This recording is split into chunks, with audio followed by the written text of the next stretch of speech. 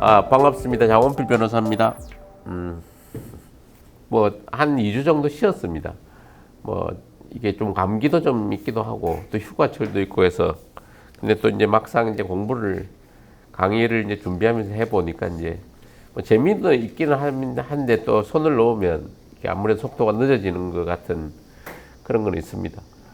이제 좀 코가 좀 이렇게 에어컨을 많이 대니까 이제 코가 맹맹한데, 좀 듣기 불편하더라도 양해를 바랍니다. 오늘은 계약의 해제 편입니다. 우리가 지금 계약의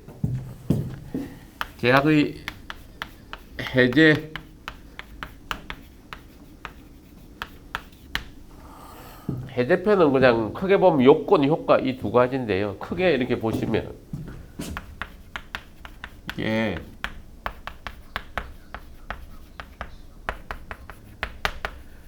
특히 이제 우리가 지금 이때까지 쭉 계약의 이행편에서 쭉 한 얘기들이 망라적으로 다시 다 들어옵니다. 여기에 요건이 이행지체, 특히 이행불능, 실무적으로 일어나는 대부분은 이행지체하고 이행불능의 이렇게 문제입니다. 근데 이제 이행지체, 이행불능 말고도 이제 몇 가지들이 이제 좀 있다고 하잖아요. 그게 이제 대표적으로 이제 여기서 불완전 이행에서 부수적 주의 업무, 주된 업무, 부수적 주의 업무, 보호 업무 할 때 부수적 주의 업무가 이제 최근에 좀 이제 넓게 이제 판례들이 많이 인정되고 있는 거죠. 그리고 이제 채권자 지체를 이제 인정할까 말까 하는 거.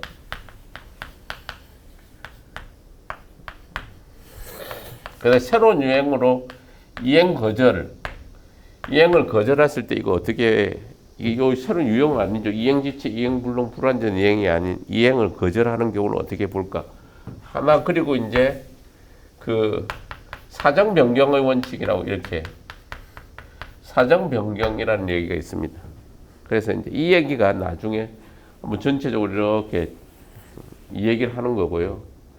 특히 이제 효과는 기본적으로 이제 계약 해제는 이제 채권 총론편에서 이런 유형들을 쭉 해놓은 걸 계약법 총론으로 와가지고 채권법 감론에 계약법 총론에서 이 얘기를 새로 좀 더 하는 거죠.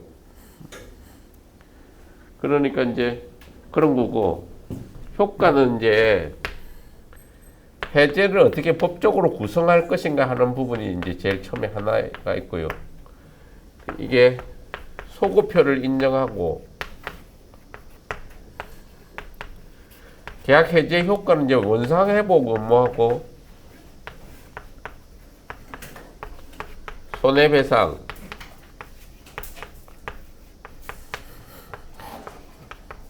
동시행 관계 이렇게.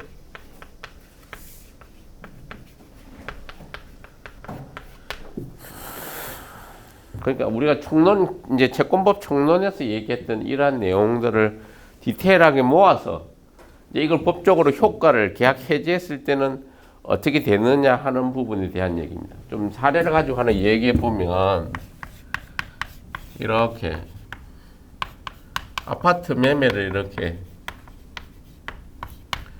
10억짜리를 이렇게 한 상태예요.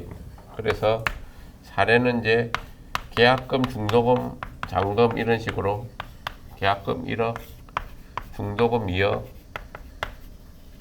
잔금 7억 이렇게 매매 대금을 서로 정해가지고 이렇게 하던 중에 이제 문제는 이제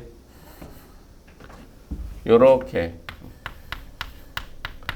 제3자가 이렇게 매매 계약을 하면 원래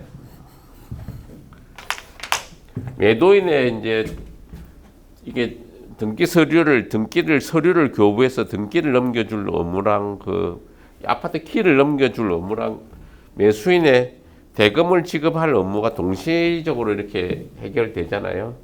근데 이제 제3자가 이제 이 소유권 일로 넘어온 상태에서 현재 소유자가 병이 됐을 때 이런 경우도 많이 일어납니다. 계약금, 중도금만 받고 특히 부동산 토지 거래 이런 거 하면 매수인이 좀 이렇게 발 빠르고 이제 영리한 사람들은 계약금 중도금만 일부 주고 잔금을 안 쳐요. 그러고 나서 잔금 자기 거라고 생각하는 거죠. 소송하면 그때까지 중도금을 먼저 주고 그때가 이자만 주든지 나중에 이렇게 한다는 거죠. 돈을 안 마련하고. 별의별 사람이 다 있습니다.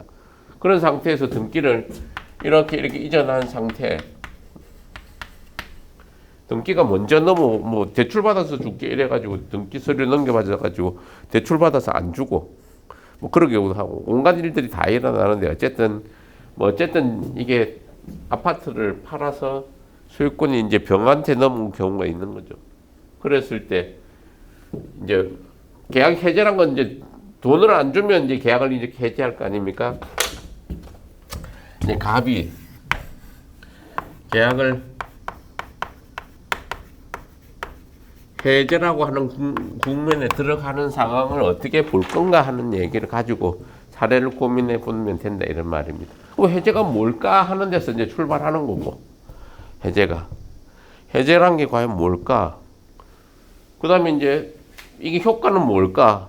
이 얘기가 이제 제일 중요한데 오늘은 해제를 두 파트로 나눠서 다음 시간에는 해제 효과에 맞춰서 이걸 좀 구체적으로 설명하고 오늘은 큰 목차 해제라는 부분, 손해배상의 목차, 계약을 제대로 안 지켰을 때, 이행 단계에서 제대로 이행을 안 했을 때 뭘 어떻게 할까 하는 그 방법론상으로서 하나인 해제를 어떻게 이해할 건가 하는 부분을 좀 살펴보는 거예요. 그랬을 때 여기 지금 대금은 이렇게 정해졌는데 예를 들어서 이게 지금 국면이 이렇게 이제 여러 가지가 이렇게 있는데 중도금만 일부 주고 중도금만 예를 들어서 1억을 주고 이제 중도금을 한 2억 줬다고 봐요. 잔금을 미지급하고 있는 상태. 대부분은 이행불능보다 이행지체가 압도적으로 많다고 하죠. 제대로 이행을 안 하는 거니까 이행불능을 못 하게 되는 경우고 대부분은 이제 안 하고 있는 이런 중도금만 2억 주고 잔금을 미지급하고 있는데 등기는 이렇게 넘어가 있고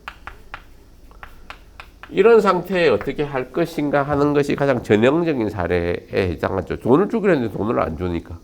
근데 등기를 안 넘겨주면 상관없는데 이렇게 동시에 이행해야 되는데 동시에 이행을 할 때 동시에 이행인데 해제할 때 원상회복 해가지고 원위치 시킬 때도 동시에 이행을 해야 된다 하는 국면에서의 동시행 문제고 실질적으로는 무슨 얘기냐면 여기서 이런 국면에 놓였을 때 이게 어떻게 해결하느냐 부분에 대해서 이게 자 여기서 소유권이 이렇게 넘어가 있는 상태란 말이에요. 이 상태가 지금 갑과 을 사이에 계약 해지하기 전에 소유권이 이렇게 이전 등기되어 있는 상태 소유권이 이전되어 있는 등기 상태에서 계약 해제권을 잔금을 미지급을 이유로 계약을 해제하는 국면이라는 거죠. 그랬을 때, 자, 여기 효과에 대한 얘기를 먼저 잠깐 해보면, 소유권이 이렇게 넘어가가지고 이렇게 있는 상태에서 이 해제를 했을 때, 계약을 해제했을 때, 이 법적 구성을, 법적으로 이걸 어떻게 해석해야 되느냐 하는 부분을 놓고서, 이게 직접 효과설, 형상관계설 이렇게 다툼이 생긴다는 거예요. 나중에 이거 자세하게 설명을 하겠지만 오늘은 뭐 앞부분 이야기는 전체적으로 많이 했으니까 뒷부분 얘기를 조금 하고 앞부분을 설명하는 걸로 하겠습니다. 이게 바로 소유권이 이렇게 넘어와 가지고 이게 직접적으로 계약이 이게 효과가 원상회복 해가지고 없어져 버리는 관계로 갈 거냐? 아니면 이 관계가 계약을 해제했을 때 그 해제에 따라서 서로 간에 주고받을 어떤 채권 채무로 청산 관계라는 걸로 바꿔져 있느냐 하느냐는 얘기로 가는 거예요. 그랬을 때 이제 대부분은 직접 청산 관계설이라기보다는 직접 효과설로 인해서 이게 가는데 이게 해석론이 이런 거예요. 원상 회복 의무가 있고 손해배상이 별도로 이렇게 주어졌는데 동시행 관계라고 이렇게 되는 거. 원상회복 업무가 되게 이게 548조고 이게 551조 뒤에 이게 또 뒤에 동시행관계라는 게 549조죠. 이렇게 이 세 개를 이렇게 조문들이 이렇게 있는데 이 원상회복 계약 해제라고 하면 계약 해제 원상회복이라는 거를 규정을 해놓고 손해배상은 별도로 청구하게 해놓고 계약 해제됐을 때는 상방의 의무는 또 동시에 이행하게 한다고 했는데 이거를 법적으로 어떻게 해제라는 걸 어떻게 법적으로 법리적으로 이해할 건가에 대한 논의예요. 그래서 원상회복은 어쨌든 이 세 개를 어떻게 균형적으로 해석할 건가에 대한 얘기인데 압도적으로 지금은 다수 판례가 직접 효과설 쪽으로 정리를 한다는 거예요. 그래서 이제 그런 얘기고 또 하나는 소유권이 이렇게 을로 이렇게 소유권이 넘어와 있는 상태에서 이 소유권이 바로 이렇게 갑에게 소유권이 계약 해제를 하면 바로 넘어가느냐 아니면 이게 넘겨줘야 될 이 채권 관계를 계약을 해제하면 물권이 바로 복귀하느냐 안 하느냐 하는 거예요. 이걸 논의를 놓고서 물권적 효과설, 채권적 효과설이라고 하는 부분이 좀 다투어져요. 첫 번째가.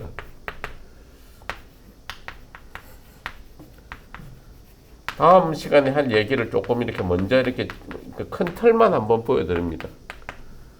그러니까 계약이 소급하면 이렇게 직접 계약의 효력이 소급적으로 소급효라고 하는 법적 구성이 계약을 해제하면 이렇게 직접적으로 효과가 발생해서 넘어가는 관계가 되는데 이걸 소유권이 넘어와 있는 상태에서 물권이 이렇게 넘어와 있는 상태에서 이 소유권이 바로 복귀하느냐 아니면 이걸 복귀해 줄 채권 관계가 생기느냐 마느냐 하는 부분에 대한 얘기. 그래서 다수 판례 견해는 이 물권적 효과설을 취한다는 거죠. 이게 판례 학설이. 그리고 이제 물권적 효과설을 이렇게 취하다 보니까 이게 이제 제3자 보호 548조 단서에 제3자의 범위가 보호해야 될 제3자의 범위가 어디까지냐 하는 부분에 대한 얘기가 나오는 거예요. 그래서 보호돼야 돼. 소급적으로 직접 효과가 되면 제3자를 보호하기 위한 규정을 어디까지 인정할까 말까 하는 부분이 이제 여기서 주소가 되는 거고요. 원상회복 범위에는 기본적으로 원상회복 업무의 내용이라는 게 이게 이렇게 원상회복됐을 때 이 범위가 과연 어떻게 되느냐. 그래서 이 원물 반환, 가액 배상하는 원물을 반환할 수 있을 때는 어떻게 되고, 가액 반환할 때는 어떻게 되고, 그 다음에 이쪽에 이제 좀 더 이게 비용을 지출했을 때, 그 다음에 과실은 누가 취득하느냐. 201조, 203조에 관한 얘기들이 여기에 고스란히 또 들어온다는 거예요.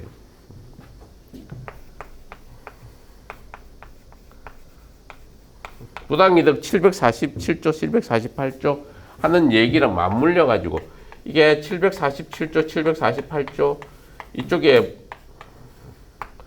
부당이득에 대한 얘기가 원상회복 범위, 원상회복 의무를 갖다 부당이득에 대한 특칙 이렇게 봐요. 법리적으로 나중에 그걸 한번 모아놓고 성립의 효과와 이행의 효과를 갖다가 이제 불이행 효과, 계약 해제 효과랑 부당이득 반환에 대한 그 두 개를 나누고 비교를 이렇게 해보면 여기서도 마찬가지입니다. 소급표에서 쓸 때 제3자 범위가 통정의 표시에서는 선의 제3자를 보호해 주잖아요. 그게 통정의 180조 보면 통정한 의사표시는 무효를 한다. 선의 제3자에게 대항하지 못한다. 그래서 통정의 표시 무효를 선의 제3자에게 보호하지 못하는 선의 제3자 범위를 어떻게 정할 건가 하는 문제랑 원상회복 업무의 범위에서 제3자는 이거 선악을 불문해요. 선악을 왜 불문할까? 그리고 이 범위를 좀 더 그 통정의 표시에서 보호되는 제3자 범위보다 넓게 할까, 좁게 할까? 두 개를 어떻게 맞물려서 사례를 이렇게 접근해 놨을까? 그런 걸 이해하는 게 되게 중요한 거예요. 여기서 요 3단계로 넘어오는. 그리고 손해배상의 범위는 손해배상을 과연 어떤 식으로 손해배상의 산정 기준이죠. 이게 제일 중요한 건 언제 어떻게 기준해서 산정할까. 이런 내용이 이제 다음 시간에 구체적으로 할 얘기인 겁니다. 알고 보면. 그러니까 오늘은 정리를 한번 해보면 계약 해제를 떠올리면 두 가지 국면으로 접근하는 거죠. 하나는 요건이 뭘까? 그랬을 때 전형적인 게 아파트 사례나 토지를 매매하는 거래에 있어서 의무를 불이행하는 경우죠. 여기서 계약 해지라는 게 출발은 문제 소재는 채무를 불이행했을 때 일방 당사자가 계약을 소급적으로 소멸시키는 의사표시 이렇게 되어 있습니다. 누군가가 채무를 불이행하는 사유가 생겼을 때 일방 당사자 누구든지 계약을 소급적으로 계약을 없게 하려고 하는 거죠.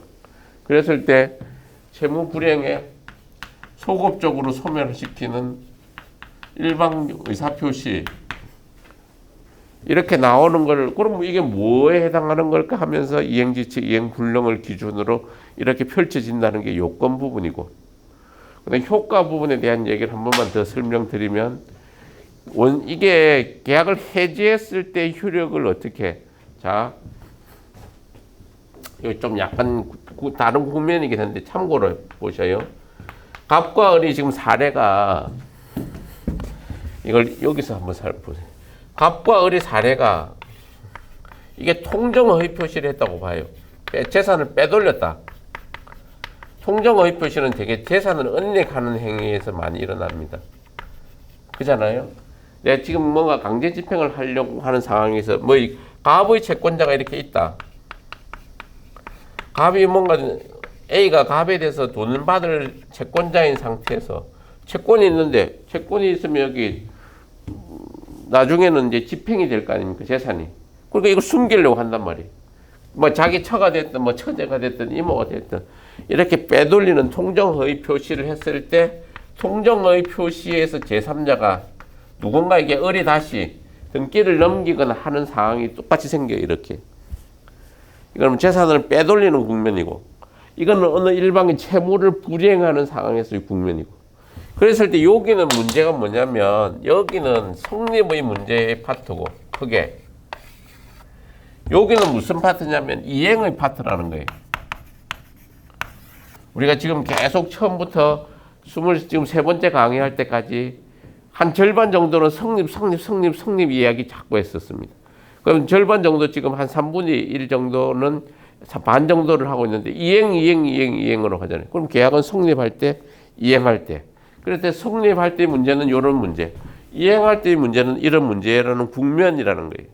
그랬을 때 성립할 때 통정의 표시가 대표적인 유형 중에 하나인데 여기서 들을 얘기하려는 건 통정의 표시로서 제3자가 등장하는 거는 똑같고 두 개가 여기서 통정의 표시로 효과가 무효가 된단 말이에요. 통정의 표시를 주장하면 무효가 되면 이 효과가 부당이득 반환으로 가고 제일 중요한 게 여기는 통정의 이게 매매계약 해제되면 해제 효과를 원상회복하고 여기 원상회복하고 손해배상의 문제로 간다는 거예요. 국면이 다르잖아요. 어떻게 이 국면을 잘 이해하는 게 나중에 공부에 민법을 공부했는데 뭐가 뭔지 잘 모르겠다고 생각하는 사람들은 논리적인 흐름을 잘 쫓아서 정리를 해놔야 됩니다. 법학을 그 말인 것 같아도 알고 보면 영 다른 얘기입니다.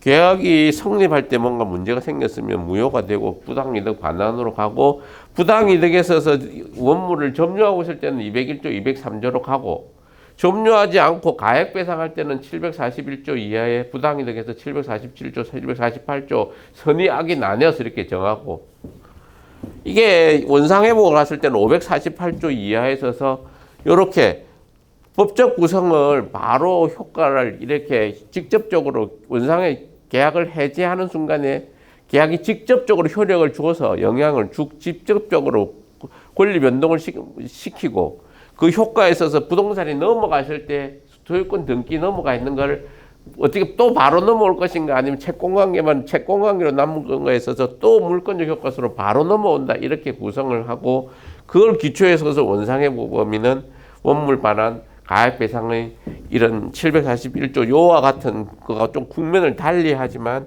결국에는 이거는 원상회복이 그냥 원물 반환 가액배상 이렇게 이게 선의의 제3자 이런 거 없다는 거예요. 그냥 이렇게. 이 구조를 우선 잘 이해하는 게 이 사례를 이렇게 되게 대표적인 사례를 가지고 자꾸 조금씩 파생돼 가다 보면 큰 가닥이 잡힙니다. 그러면 이제 좀 세부적인 거는 훨씬 이해하기가 좀 좋겠죠. 그러면 이제 오늘 강의 본론을 요 이야기를 잠깐 해보면 계약 해제란 게 540 지금 우리 543조에 서서 해놨죠. 계약 또는 법률 규정에 의해서 당사자 일방이나 쌍방이 해지 권리가 있는 때는 해지는 상대방에 대한 의사표시로 한다. 지금 법률의 규정이나 또는 당사자의 약정에 있어서 지금 이제 처음에 계약의 해제인데 계약의 해제란 게 기본적으로 이거라는 거죠. 543조에서 법률의 규정이나 당사자의 약정에 있어서 채무 불이행이 있을 때 상대방의 해지할 권리가 있는데 그 해제는 상대방에 대한 의사표시로 하는데 이게 기본적으로 채무 불이행을 전제로 한다는 거죠. 그 채무 불이행 유형이 이 요건에 있는 것들이고 지금 그럼 채무 불이행이 있을 때 내가 계약을 해지한다. 자, 갑의 입장에서 을이 매매 계약해가지고 계약금하고 중도금밖에 안 주고 있어요. 그럼 할 수 있는 건 두 가지예요. 하나는 뭐냐면 잔금을 달라는 겁니다. 소송 형태가. 잔금 지급 청구 소송. 그럼 7억하고 주기로 한 날짜부터 이자를 해가지고 연 5% 약정 이자가 있으면 약정 이자대로 없으면 없는 대로 법정 이자 연 5%그 잔금하고 이자를 다오 이렇게 청구해도 되고 그게 아니고 그냥 이거 계약을 깨겠다. 계약을 유지하겠다는 의사가 아니고 계약을 깨겠다는 생각이면 이때 계약을 유지할 수도 있고 계약을 소멸시킬 수도 있는데 계약을 소멸시키는 행위가 해제라는 거예요. 그건 달라고 하면 되고 안 주면 계약을 해제해서 원상회복을 간다는 거예요. 그게 뭐겠어요? 원상회복은 예를 들어서 이게 지금 이제 준 돈이 3억이 받은 계약금 1억 중도금 2억 받았으면 원상회복은 받은 날로부터 이자를 쳐서 주고, 예? 그냥 내가 줄 거 없으면 안 주면 되는 거고. 그러니까 서로 소멸시키는 이 행위를 이제 해지라고 하는 거고. 이게 중요한 게 이제 계약의 해지. 이게 이 해제하고 해지를 되게 우리가 민법을 잘 모르는 사람들이 해지 이런 말 막 섞어서 쓰죠. 참고로 이게 고발 고소 이렇게 같이 하고 고소 고발을 이렇게 하고 해지 이게 두 개가 다른 개념이죠. 고소 고발은 고소는 피해자가 하는 거고 고발은 제3자가 하는 겁니다. 해제는 소급표가 있고 그 소급표가 없는 거고 그 용 다른 거잖아요. 근데 우리 일반인들은 뭐 계약을 해제 이렇게 막 쓰죠. 고소 고발을 했다 그러고. 근데 그게 표현적으로는 그런데 어떤 좀 엄밀하게 말하면 고소는 피해자가 하는 거고 고발은 제3자 시민단체 뭐 어디 이런 사람들이 했다 그럼 다 고발이잖아요. 그리고 해제는 소급표가 있는 거고 계약의 해지는 이게 계속적 계약을 전제로 참고로 계속적 계약을 전제로 소급표가 없는 겁니다. 쉽게 생각하는 게 전세 계약 이런 거 임대차 월세 임대차 계약 월세 하면 그 1년 2년 살기로 했는데 1년 살고 그만한다. 그럼 앞에 산 1년은 그대로 유지해서 유효하게 한다는 거예요. 그리고 전세 계약은 계속 살고 있는 거죠. 그러니까 계속적 계약을 전제로 계약을 앞에 거는 유효하게 하고 뒤에 거는 소멸시키는 거. 그 소급표가 없다는 거고. 그럼 계약의 해제는 일시적 계약을 매매 한 번 하는 거잖아요. 그리고 소급표 계약이 원상회복으로 또 바꿔시킨다는 거예요. 그게 이거고 지금 일상적으로 좀 이렇게 해제 계약 이것도 되게 많이 일어나는데 합의 해제 이렇게 이거 실무적으로 많이 일어나고 좀 중요한 얘기입니다. 해제를 어떤 식으로 합의 해제하기로 했다. 이게 계약 해제의 사유 이쪽에 이 근거는 두 가지예요. 하나는 약정 해제 사유, 법정 해제 사유를 했는데 이게 우리 지금 민법이 규정하는 이행지체, 이행불능 이런 것들은 법에 정해진 사유고 당사자가 합의에 의해서 이렇게 약정해서 서로 정하는 걸 수도 있어요. 당사자가 정하면 정한 대로 가면 돼요.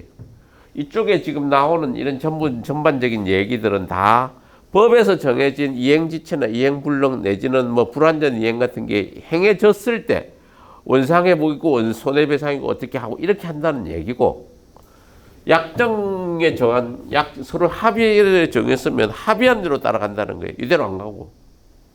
그러니까 이제 해제 계약이나 합의 해제는 약정 해제 사유이긴 한데 이 경우를 어떤데 이게 방식 이거 효과 이렇게 잠깐 보시면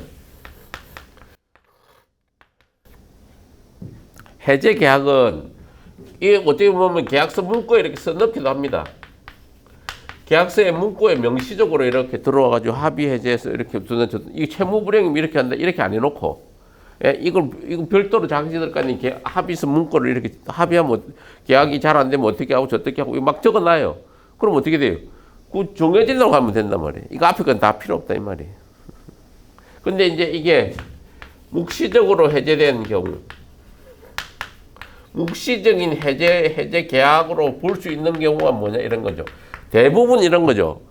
그 계약을 서로 간에 하다가 계약서 써놓고 나중에 이제 서로 마음이 안 맞고 뭐가 이렇게 조건이 안 맞으면 서로 생 까버리는 거예요. 어떤 사람은 계약금 중도금만 이렇게 줬는데 예를 들어서 계약금 중도금 줬는데 계약을 깨겠다 이러면 공탁을 걸었는 걸 공탁금을 냉큼 찾아가 버리고 가만히 있어 버려요. 서로 간에 뭐 별다른 액션을 한참을 한 3년 5년은 아무것도 안 해요. 그럼 뭐예요? 이거 서로 깼다 이렇게 생각하는 거예요. 법이 묵시적으로 계약을 합의했느냐 마느냐를 판단하는 게 실무적으로도 중요한데 실무적으로 한 5년 정도 가만히 있으면 그거 깼다 생각합니다. 그리고 계약금을 이렇게 걸었는데 계약금을 돌려주니까 계약금을 아무런 이의 없이 그냥 받았어요. 돌려받고 끝나버렸어요. 그럼 끝나는 거예요. 아니 계약금 중도금을 걸어놨다가 그걸 공탁금을 그냥 이의 없이 받아가 버리고 가만히 있어요. 그러면 합의 해제를 한 걸 보는 거예요. 그 합의 해제 내용이 중요한 게 뭐냐 여기서 이게 원상회복 업무 손해 이게 이런 게 적용이 안 된다는 거예요. 손해배상 이것도 적용이 안 되고 이자 지급 이런 것도 없고 그건 뭐예요? 계약서에 적어진 대로 합의한 대로 해라 이 말입니다. 앞에 있는 이 세 가지는 이해관계가 없다 이 말이에요. 근데 다만 제3자 보호하는 거는 이게 이 주장은 이 제3자 보호라는 거는 여기는 제3자 보호하는 건 뒤에 원상회복 업무 해제했을 때 제3자를 보호하는 건 거래 안전을 위해서 인정하니까 이 경우는 이제 이거 그냥 적용을 해준다. 실무적으로 좀 그렇습니다. 여기는 왜 안 되고 여기는 왜 되냐? 이 경우는 규정이 없이 합의한 대로 가면 되는 거고 제3자에 대해서도 뭐라 설명했으면 그대로 가면 되는데 제3자에 대한 언급이 없다 이러면 제3자는 거래 안전을 보호하기 위해서 이 맥락에 비슷한 얘기를 끌고 와준다 이런 걸 좀 이해하셔야 됩니다. 실무적으로 많이 일어나요. 이해가 되시죠? 요걸 잘 이해하는 게 한번 계약 해제 첫 부분에 있어서 중요한 거다 이렇게 이해하시고요. 지금 이제 그다음에 계약 이제 요건 중에서 이행지체를 잠깐 이행지체로 설명을 쭉 많이 했는데요. 이행지체는 544조, 545조 이렇게 우리가 조항을 이렇게 써놨어요. 계약법 강론에 544조 잠깐 보면 이행지체와 해제 이래놓고 545조는 정기행입니다. 당사자 일방이 채무를 이행하지 않는 때에는 상대방은 상당한 기간을 정해서 이행을 최고하고 그 기간 내에 이행하지 아니한 때에는 계약을 해지할 수 있다. 그러나 채무자가 미리 이행하지 않은 의사를 표시한 경우에는 그러지 아니하다. 저기 이렇게 보니까 544조에서 요건을 채무를 불이행하죠. 지금 이렇게 보면 당사자 일방이 채무를 이행하지 않을 때 이행하지 않을 때 상당한 기간을 정해서 이행을 최고하고 상당한 기간을 정해서 이행을 최고하고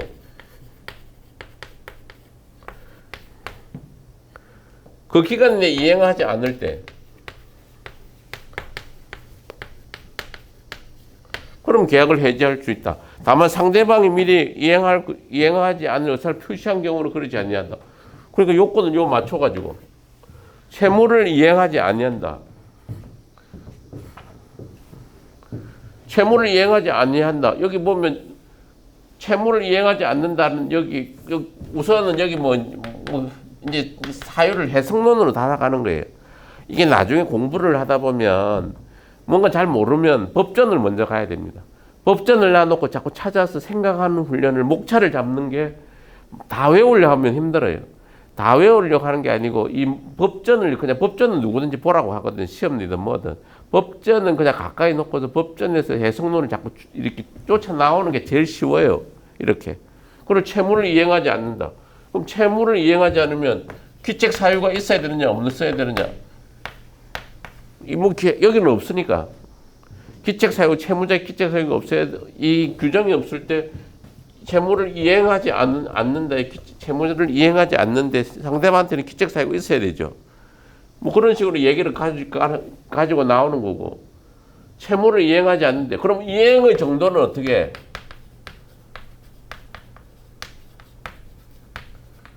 그러면 이행의 원래는 지참채무니까 그걸 가져가서 이렇게 해줘야 되는데 그 가져가서 이행을 제공할 때 특히 저 상대방은 이제 서류를 가지고 준비했을 때 그 서류를 어디까지 이행 제공해야 되느냐가 실질적으로 많이 문제돼요.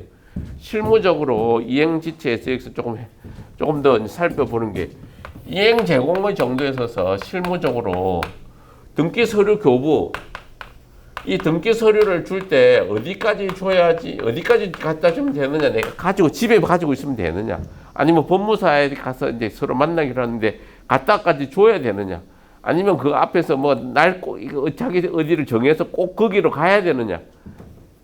등기 서류 교부에 있어서 이행은 대부분 서로 간에 이제 어디서 계약을 했으면 계약한 등기사무소나 등기사무소가 안 되면 서로 법무사 등기를 맡기기로 한 법무사 사무소에 그 서류를 갖다 주는 것만으로 족해요. 이게 이해가 되시죠?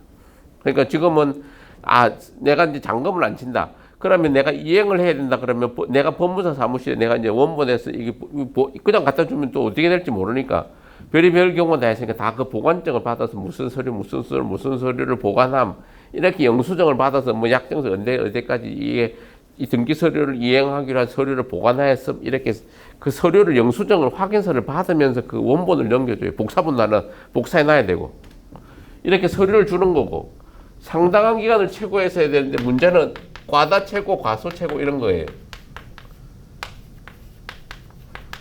과소 최고는 예를 들어서 10억인데 5억만 주세요 이러면 5억만 주면 되죠. 이거는 원하는 게 과소 최고니까 7억을 받아야 되는데 3억 5억만 주세요. 5억만 다오. 이러면 5억만 주면 최고는 5억으로 가는 거고.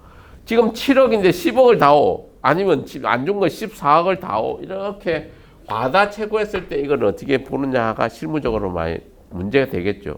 그러면 이게 잘 모르고 아니 금액 차이가 예를 들어서 지금 7억인데 이자까지 생각해서 7억 5천을 달라 그랬다.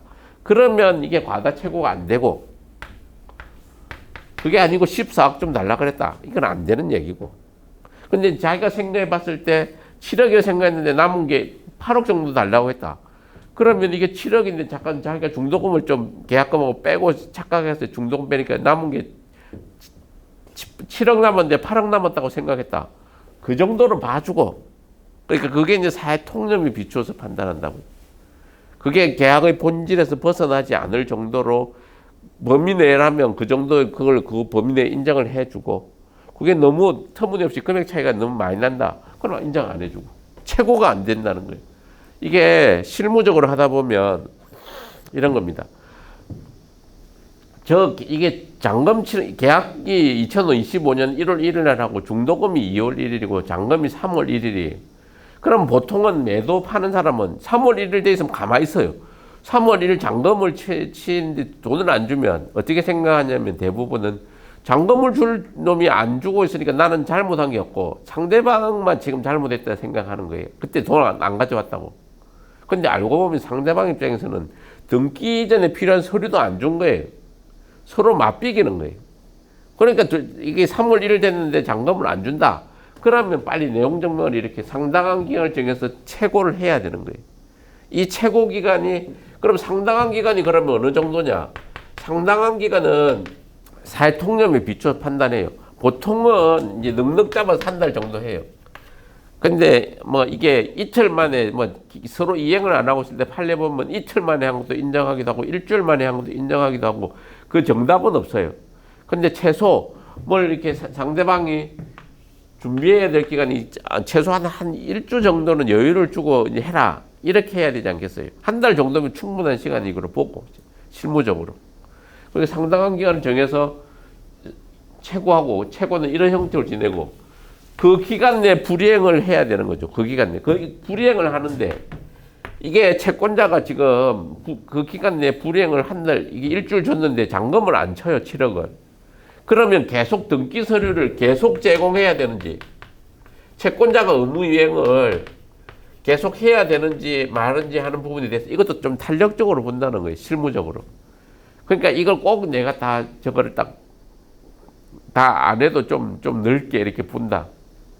그게 실무적으로 이렇게 보는 거고. 뭐 이 정도만 요 정도만 이걸 이해하시고요. 내용은 채권 총론 그 이행 지체 그 할 때 공부를 요렇게 계약 강론의 이행 지체하고 같이 맞물려서 요렇게 같이 읽어 나가시는 게 좋습니다.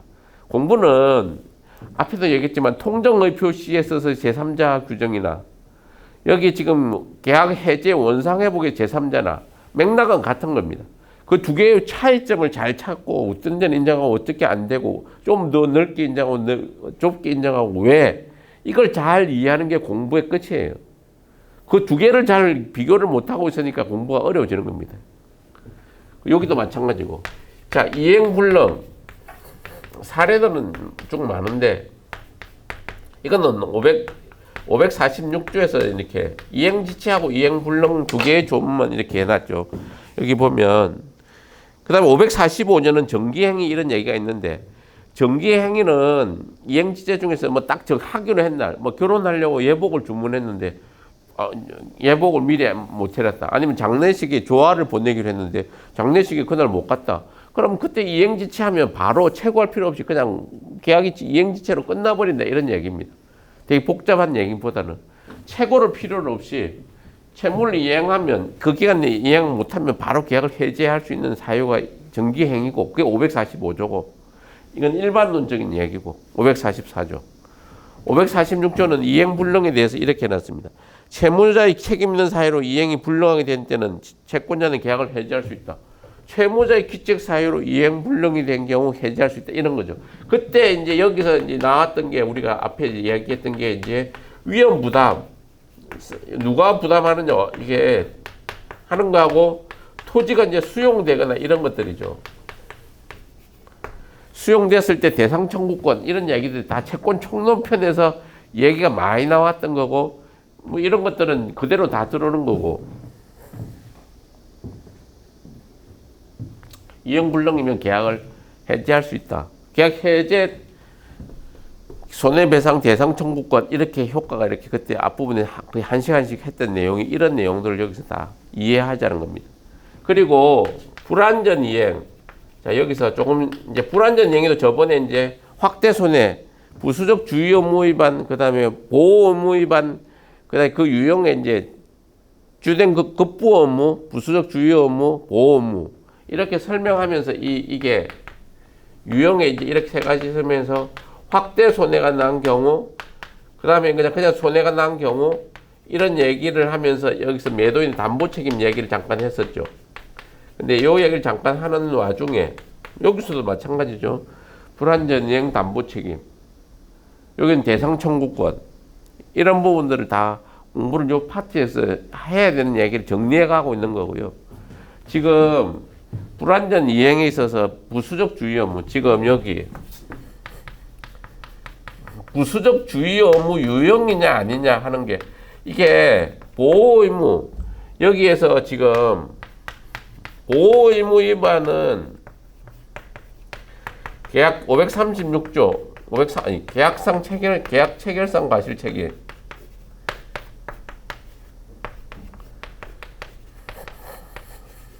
이 민법 테마가 알고 보면 제가 볼 때 한 300개 정도 되고 중요한 건 한 100개 정도 됩니다.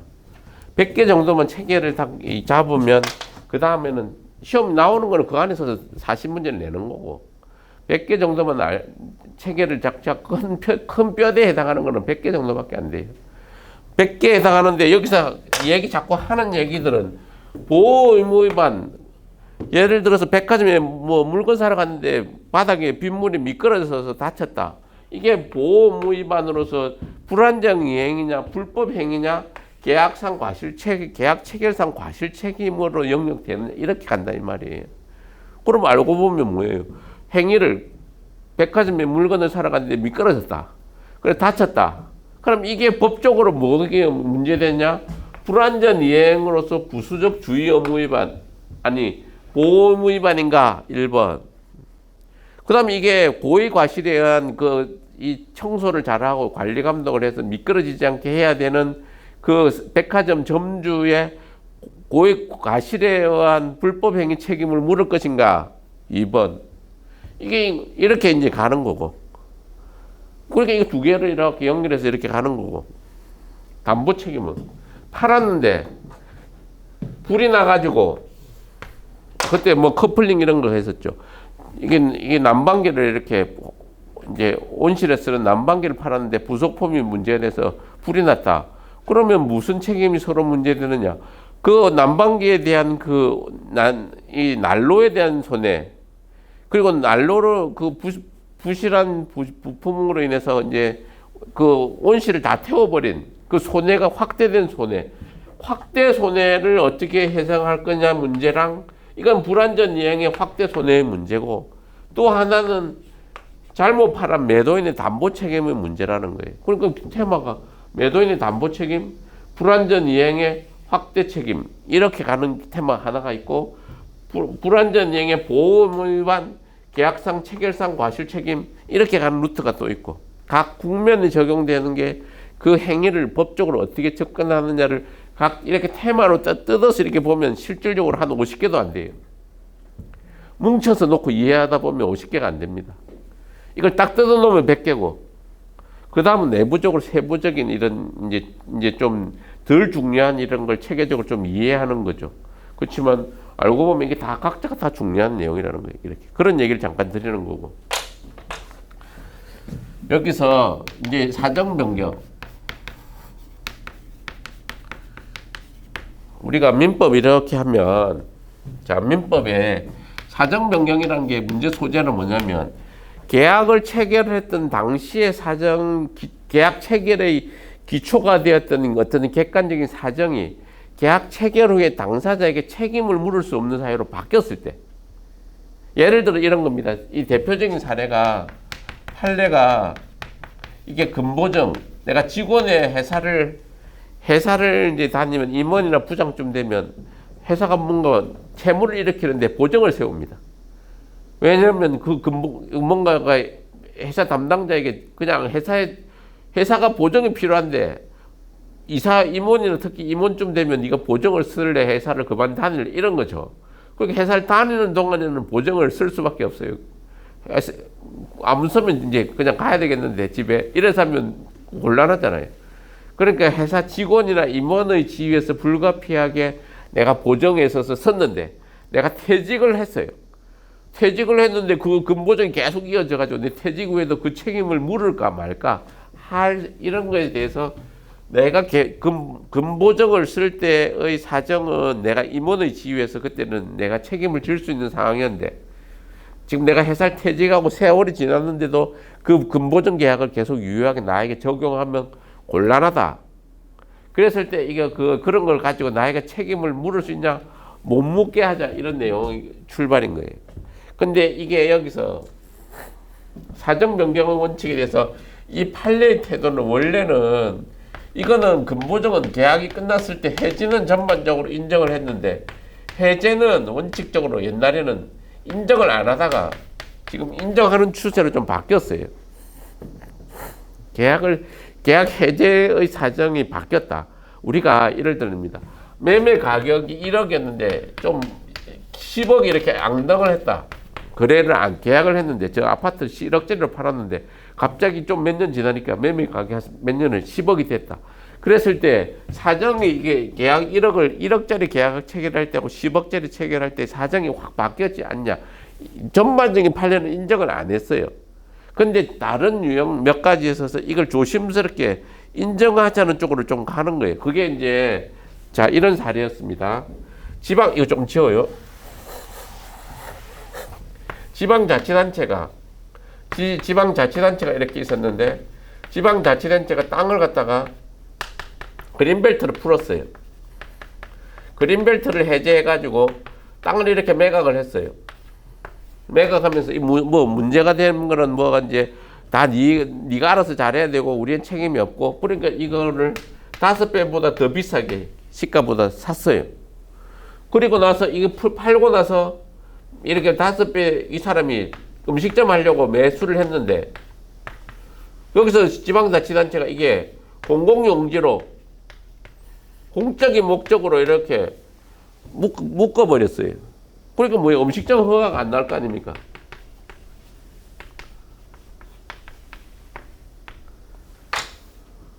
아니 땅을 내가 이게 그린벨트 해제한다니까. 야 그럼 내가 비싸게 산다. 그린벨트 하니까 요 땅에 대형 음식점 지으려고 그린벨트 땅을 내가 불화를 받아서 샀어요. 그린벨트 해제하니까. 그러고 나서 좀 이따 우리가 필요하니까 공공용지다 이래 있어서 비싸게 준 땅을 또 냉큼 묶어버리네.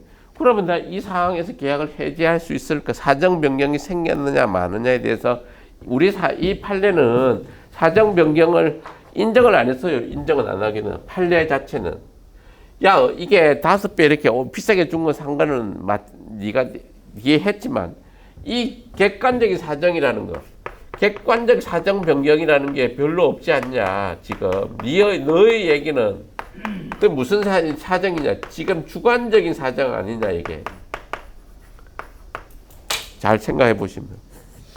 그 객관적인 사정 변경이 뭐 일어난 걸 네가 생각해서 네가 한 건데 네가 좀 안타깝긴 하지만 이건 네 주관적인 사정 변경이지 객관적인 사정 변경이 아니지 않느냐 이렇게 그렇게 해놓고 나서 뒤에 바꾸고 이거는 좀 필요해서 한 거지만 네가 너무 비싸게 주고 하면 네 손해였다 이게 이렇게 간다는 거예요.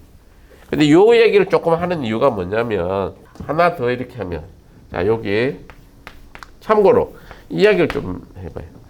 우리 민법의 대원칙이라는 게 있습니다. 이 이야기를 언제 한번 나중에 기회 되면 하겠지만 민법의 대원칙은 2조의 신의성실의 원칙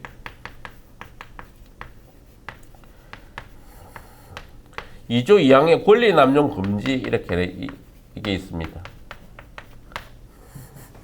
자, 민법 2조에 보면 뭐라고 설명했냐. 이걸 처음에 이제 민법 총칙을 읽다 보면 앞에 나오는 얘기인데 민법 2조에 이렇게 놨어요. 민법 2조 신의성실 1항 권리의 행사와 의무의 행은 신의에 쫓아 성실히 하여야 한다. 2항 권리는 남용하지 못한다. 이 앞에 보면 다 민법 총칙편에서 권리 행사와 의무의 행은 신의에 쫓아 성실히 해야 한다. 2항 권리는 남용하지 못한다고 이랬는데 신의 성실의 원칙에 파생하는 게 뭘까? 파생 원칙을 이렇게 살펴보면 이거 잘 나중에 민사소송 못 쓴 데는 행위 금지, 실효, 사정 변경. 우리가 민법 재판을 하다 보면 이게 뭔가 되게 억울한 듯한데 이게 딱 근거를 딱 갖다 대기가 되게 어려울 때가 좀 가끔씩 있어요. 그랬을 때 이제 우리가 이제 그 논거로서 들고 오는 게 이런 얘기들이 가끔 들어옵니다. 우리가 되게 판결을 판결 이유를 쭉 읽다 보면 뭔가가 신의 성실과 공평의 원칙에 반해서는 안 된다. 뭐 이런 얘기들이 쭉 나옵니다. 이때 말하는 신의 성실의 원칙과 공평의 관념 내지 이런 얘기들이 이런 얘기입니다.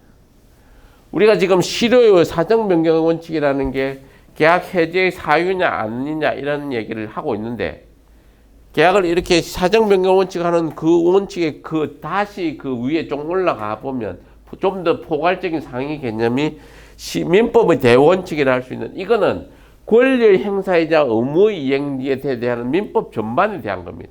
채권 행위에 대한 것도 아니고 물권 행위에 대한 것도 아니고 주물권 행위에 대한 것도 아니고 민법 전반은 권리 행사와 의무의 이행은 신의에 쫓아야 한다. 이래놓고 그 사유에서 판례가 파생적으로 이제 계속 발달시킨 그 내용이 이겁니다. 모순되는 행위 금지 원칙. 앞에 뭐라고 해놓고 자기가 이제 불리하니까 이런 뭐라고 방어했는데 이 사정이 바뀌니까 자기가 유리하게 이게 입장을 바꿔가지고 반대되는 주장을 자기에게 한단 말이에요. 방어할 때는 자기가 자기 유리하게 했다가 그게 공격할 때 자기가 필요하니까 그걸 말을 확 바꾼다. 행동을 바꾼다. 모순되는 행위를 하면 안 된다. 그리고 일정 기간에 권리를 행사하지 않을 경우로 소멸시효하고 또 다른 개념입니다. 일정 기간 이제 장기간 권리를 행사하지 않아서 권리를 행사하지 않을 것이라는 신뢰를 상대방한테 준 상태에서 갑자기 권리를 행사하게 되면 이거는 권리가 실효, 권리 행사가 권한이 없어져 버렸다. 이렇게 된다는 거예요. 사정 변경 원칙은 지금 얘기한 거예요. 어떤 행위를 할 때 객관적인 사정이 당사자의 책임 없는 사유로 바뀌어 버린 경우에 그거를 이렇게 강요하게 되면 어느 일방하게 너무 가혹하게 될 때는 신의성실의 원칙이 비추 허용돼서 안 된다. 이렇게 간다는 거예요. 지금 드리는 얘기가 지금 책에는 이런 얘기들만 있지만 여기도 알고 보면 그 다음에 이제 권리 남용 원칙은 뭐 예를 들면 나한테는 아무 도움이 안 되는데 길로 쓰고 있는데 길을 갖다 들이다 막는다. 그러면 이게 사적인 사도의 경우는 자기의 권리를 행사하는 거랑 이게 신의성실의 원칙, 이 권리 남용 금지 원칙에 비춰보면 자기한테는 아무런 이익이 없는데 남한테 피해를 그냥 고통을 가할 목적만 가지고 그 권리 행사를 하게 되면 권리는 남용이어서 권리를 보호하지 않는다 이런 내용이거든요. 그런 길 막는 거 이런 거 할 때 특히 이게 권리 남용에 해당하는 건지 아니면 자기 권리 행사했는지 그런 것들이 왕왕 많이 문제되고 그때 또 생각해 봐야 되는 거예요. 되게. 그러니까 이런 것들이 민법의 대원칙으로 깔려 있다는 얘기를 하는 거고 이게 여기서 계약 해제 사유에 요 사정 변경 원칙을 가지고 최근에 많이 인정을 하려고 하는데 나머지 것도 뭐 어쨌든 맥락은 다 같은 거라는 거예요. 좀 생각을 해볼 필요가 있다. 여기 가지고 그 다음에 이제 행사. 자 여기 지금 제가 요 부수적 주의 업무 잠깐 얘기하다가 그 판례 약간 들었는데 이거 한번 들어보십시오. 판례가 몇 가지 아까 여기 이행불능 말고 부수적 주의 업무 위반. 부수적 주의 업무 위반인지가 다투어지는 것들이 요새 조금씩 이렇게 막 나와요. 이게 대표적인 판례가 분묘 이장하는 거. 땅을 팔았는데 이거 많이 일어나는 사례입니다. 땅을 팔았는데 묘가 있어요. 그러면 묘가 이제 2개든 4개든 이렇게 있으면 묘 다 파면 돈 잔금 더 줄게 이렇게 했을 때 분묘는 이장을 안 한다든지 돈을 안 준다든지 이랬을 때 계약을 해지할 수 있냐? 안 된다는 거예요. 부수적 주의 의무 위반의 기본적인 제재는 계약 해제는 못하고 손해배상 청구만 하라는 거예요.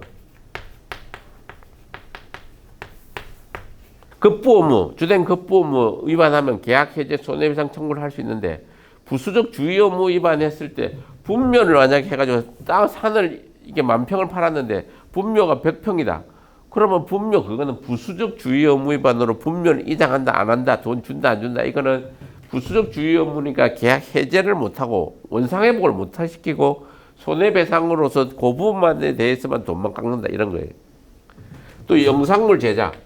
영상물 제작을 해주기로 했는데 그게 처음에 이게 시연회를 예정한 것보다 조금 늦었을 때 이게 원래는 이때 꼭 하지 않으면 문제가 생겨서 지금 문제가 되는 것 같으면 이게 부수적 주의 업무 위반이 아니어서 계약 위반이 되는데 약정한 그날에 시연회를 하게 되는데 그 약정한 날에 시연회를 못하게 했을 때 약정된 시연회에 못하게 됐을 때 이걸 주의 의무 위반, 이게 주된 급부 의무 위반이냐 부수적 주의 의무 위반이냐 이 경계선이에요. 그래가지고 이게 이 무슨 영화제 출품해야 되는데 영화제 출품 마감 기간에 못했다. 그러면 이제 주된 급부 의무 위반이고, 그게 아니고 요날 해주기로 했는데 요날 못했다고 한 일주일 후에 다시 한다 해서 일주일 이제 늦어졌다. 그랬을 때 이게 시연회가 좀 늦어진 거 자체가, 그래 늦어져서 어느 피해가 어느 정도냐를 따져보고 그게 결국은 계약의 이 내용을 바꿀 정도가 아니면 부수적 주의 의무 위반. 그게 이제 그날 안 하면 뭐가 문제가 생기는 거 주된 급부 위반 이렇게 간다는 거예요. 그리고 이것도 실질적으로 이것도 잘 보셔야 됩니다. 부수적 주의 위반이 사례가 요새 많은데, 자 다운 계약서를 쓰기로 했는데 다운 계약서를 이제 안 한 거, 작성을 안 해준 거. 자, 땅을 사기로 했는데 10억짜리 땅을 사기로 했어요. 그 다운 계약서를 써가지고 7억에 하고 7억에 쓰기로 했어요. 그러면 3억을 먼저 뒤로 이제 현금으로 주든지 아니면 다운 계약서 7억만 쓰든지, 다운 계약서 쓰기로 했는데 다운 계약서를 약속을 안 지켰다. 그 계약이 이게 주된 급부 위반이냐 부수적 주의 의무 위반이냐? 부수적 주의 의무 위반이냐. 다운 계약서 안 써줬다. 그럼 계약을 그거 가지고 다운 계약서를 안 줬으니까 계약 해지한다. 그랬을 때 그게 먹히냐? 안 먹힌다 이런 거예요. 이해가 되시죠? 그래서 사례 하나만 보면, 전대차 할 때 전대차 시 전대인의 이제 담보 제공, 전대차 계약을 했어요. 가불병이 이렇게 전대차 계약을 이렇게 해가지고 병이 전차인이 됐는데 전대인 을이 내가 그냥 전대차의 보전금을 보장해 주기 위해서 근저당을 설정해 줄게 이랬는데 안 했었어요. 근데 근저당 설정 계약을 이 시점이 판례가 조금 어려운 게 뭐냐면요.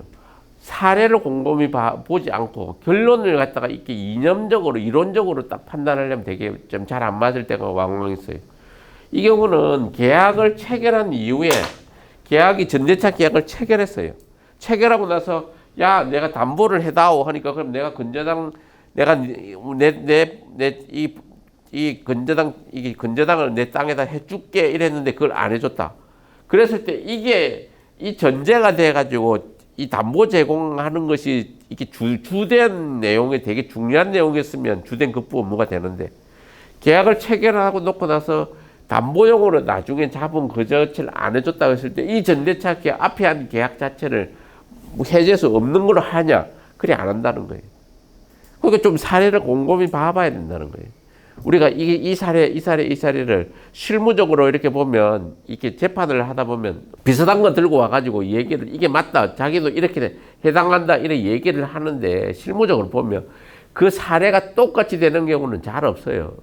그러니까 그 사례가 접근하는 측면이 그 행위 중요한 그 쟁점이 서너 가지 되는데 그 서너 가지 중에 한두 가지 맞는다고 해서 무조건 똑같은 건 아니거든요. 여기서도 만약에 전대차 계약을 체결할 때 내가 이게 지금 전대차 계약을 보증을 담보하기 위해서 이 전대차 이것에 대해서 만약에 했고 금액이 컸고, 그리고 이 방법이 이게 을이 이렇게 해주겠다고 제안해서 서로 합의가 됐고, 이런 상황이면 이걸 부수적 주의 의무로 볼지 주된 급부 의무로 볼지 그 두 개의 차이가 판단하기 영역이 좀 애매해진다는 거예요. 이게 무조건 부수적 주의 의무고 이게 주된 급부 의무고 이렇게 판단하는 게 아니다는 거예요. 그리고 이제 요 정도 해놓고요. 행사. 자 이렇게 해놓고 그 다음에 이제 테마 두 번째 해제권 행사. 해제권 행사에 있어서 중요한 건 이런 겁니다. 실무적으로 이게. 자, 해제권 행사는 자유입니다. 방법은 상대방에 대한 의사표시로 이렇게 하는 거예요. 그리고 철회는 제한이 됩니다. 크게 설명하면 해제권 행사에 대해서 우리 민법은 아까 그 548조 이하에, 자 불가문서 547조 당사자 일방 또는 상방이 수인인 경우에는 해제나 해지의 권리는 전원으로부터 전원에 대해서 하여야 한다. 전항의 경우에 해제의 권리가 당사자 1인에 대해 소멸한 때는 다른 당사자에 대해 소멸한다. 자 여기 해제권의 불가분성, 이게 되게 실무적으로 중요할 수도 있어요. 우리가 볼 때. 해제권은 내가 이제 할지 말지는 내 자유다. 행사는 내가 상대방에 대해서 뭐 내용 증명을 보내든 소장을 보든 내가 의사표시를 하면 되는 거고, 해제권을 행사했으면 법률 관계를 안정화시키기 위해서 해제권을 철회하지 못한다. 이런 내용까지가 기본 내용인데 실무적으로 이런 게 있어요. 해제권 행사가 수인일 때, 자, 우리가 실무를 내가 하다 보면 이렇게 이게 악용되면 엄청나게 문제가 되겠구나 하는 거예요. 이게 이 사례 마지막으로 가불병 이렇게 셋이 넷이 이렇게 동업자예요. 토지 같은 거 이렇게 사면 토지 거래를 이렇게 할 때 이렇게 자, 여기 A가 가불병정 이 사람이 매수인이에요. 토지 매매를 하면 토지가 이렇게 개발해가지고 이렇게 뭐 이게 산을 이렇게 밀어가지고 그 택지 조성해서 파는 데가 많아요. 실무적으로도 많습니다. 그러면서 이 개발업자가 이렇게 그림을 이렇게 진입로를 이렇게 만들고 이 산에다가 이제 이렇게 쪼개줘 이렇게 이래가지고 어쨌든 도로도 이렇게 넣어가지고 뭐 이래가지고 이래 넣는데, 자, 실무적으로 이것 좀 참고로 공인중개사 하시는 분들은 잘 들어놔야 됩니다. 도로를 이렇게 해놔가지고 이렇게 가불병정이 이렇게 매매 계약을 했어요. 이게 공동으로 매매 계약을 이렇게 처음에는 이렇게 친구들이나 공동 투자를 해 들어오는 거예요. 공동 투자를 이렇게 해가지고 했는데 문제는 이게 마음이 안 맞았어요. 그래 제대로 잘 안 해주고 뭔가 이게 그림을 딱 필지를 개발 행위가 딱 끝나가지고 딱 필지가 번지수가 부여되는 게 아니고 잠정적으로 그려요. 이 땅에 대해서 나는 어느 정도 받고 니는 어느 정도 이렇게 밑그림을 그냥 A, B, C, D 이렇게 나눠 놔서 이렇게 대충 이렇게 받기로 해놓고 이 사람이 동업자 관계로 만약에 동업자 관계로 이렇게 들어오면 이 해제권은 불가문성이었어요. 계약을 해지했을 때 만약에 지금 이 가불병정이 이게 만약에 뜻이 달라가지고 가불병정이 해제권 행사는 불가문성이라는 게 뭐냐면 같이 행사해야 된답니다. 같이. 한 사람이라도 행사하지 않으면 패소를 해요. 이게 동업자 관계로 이렇게 가불병정이 같이 해제권을 공동으로 가지는 경우, 이게 어떤 경우는 이게 가불병정 관계가 동업자 관계가 있고 이게 각자 투자 관계가 이렇게 있는데 계약서를 보면 가불병정이 동업자처럼 이렇게 계약금은 뭐 걷어서 내고 막 이런 경우가 막 있어요. 그러면 동업관계로 가요. 동업관계로 되면 해제권이든 뭐든 이거 소멸도 마찬가지고 행사도 마찬가지고 한 사람이라도 안 하거나 이제 문제가 생겨버리면 뭐 이거 안 된다는 거예요. 해제가 안 돼 버려요. 그러니까 이제 제가 이렇게 하다 보니까 어떤 한 사람이 죽었어요. 이렇게 사망. 실제로 한 사람이 사망해 버리니까 이 사망에 대해서 아니면 포기를 버리든지 이게 서로 어떤 시간에 요렇게 둘이서 짜고서 서로 이렇게 뭔가 문제를 일으켜버리면 이 세 사람이 이 해제권을 자기가 뭔가 문제가 생겨서 잘 안 해줬을 때 행사해야 되는데 같이 하지 못하는 상황이 빚어지면 엄청난 타격이 와요. 방법이 없잖아요. 해제가 안 되니까. 뭘 잘못했으면 계약을 해제해야 되는데 그걸 같이 해제권이 공동으로 행사해야 된다. 불가분적으로. 소멸도 마찬가지고 행사도 마찬가지고 마음먹기에 따라서는 한 사람만 작업하면 나머지 사람이 어째 방법이 별로 없어져요. 이쪽에 대해서. 이해가 되시죠? 오늘은 뭐 앞에 한 내용을 이제 정리한다는 식으로 이제 전반 이 계약 해제에 대한 얘기가 그 요건에 대한 얘기가 좀 많았습니다. 다음 시간에는 아까 이제 전반에 설명했던 그 해제의 법적 구성, 소급표, 원상회복, 손해배상, 동시행 그 효과에 대한 내용으로 강의를 뭐 또 하겠습니다. 예, 오늘 잘 들어주셔서 감사합니다.